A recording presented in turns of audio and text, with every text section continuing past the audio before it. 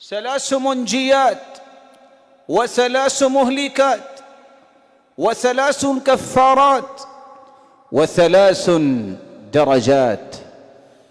تین کام نجات دینے والے، تین ہلاک کر دینے والے، تین کفارہ بننے والے ہیں گناہوں کا، تین درجات کی بلندی کا باعث.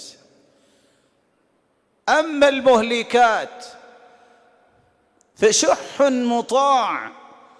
کون سی تین چیزیں ہلاک کر دینے والی ہیں؟ بندہ بخیل ہے اور خوش ہے کہ میں صحیح کام کر رہا ہوں، یہ ہلاکت میں ہی ہے.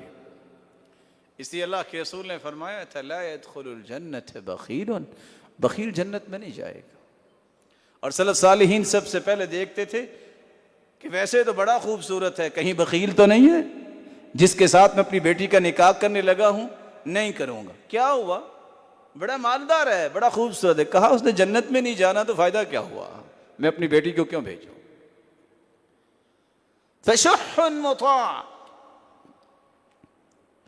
وإعجاب المرء بنفسه. دوسری چیز جو ہلاک کر دینے والی ہے، بندہ اپنے آپ کو دیکھ، میرے جیسا کوئی نہیں ہے، ہلاک ہو گیا. اس لیے حدیث میں آتا ہے لو لم تکونوا تذنبون، میرے صحابہ اگر تم کوئی بھی گناہ نہ کرو، لخفت ما هو علیکم اکبر من ذلک، میں اس سے بڑے گناہ کا خوف کھاتا ہوں کہیں تم میں عجب نہ آ جائے. عجب کیا ہے کہ میرے جیسا ہے ہی کوئی نہیں.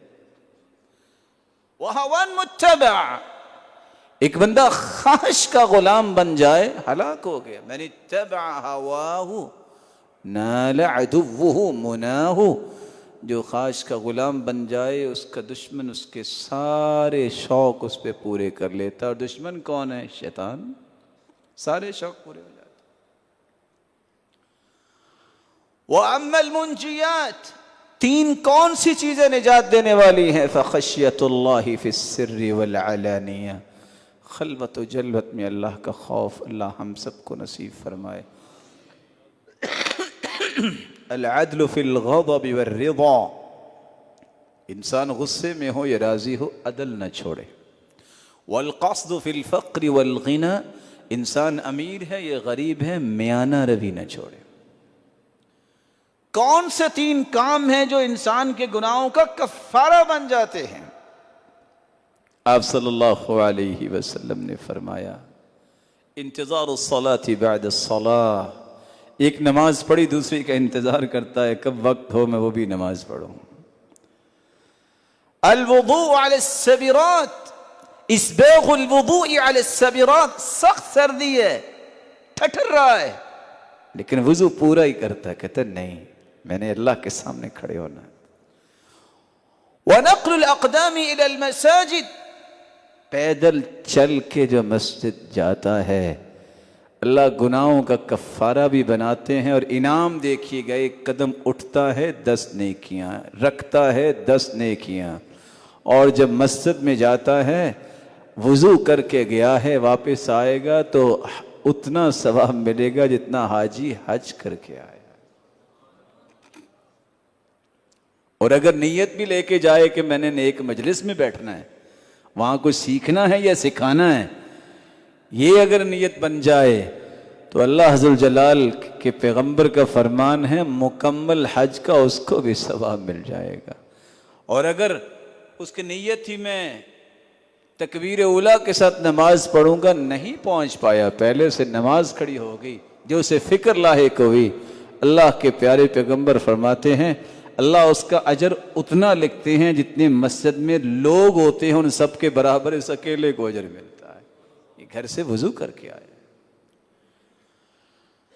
کون سے تین کام ہیں جس سے درجات بلند ہوتے ہیں؟ اطعام الطعام، افشاء السلام، والصلاة باللیل والناس نیام.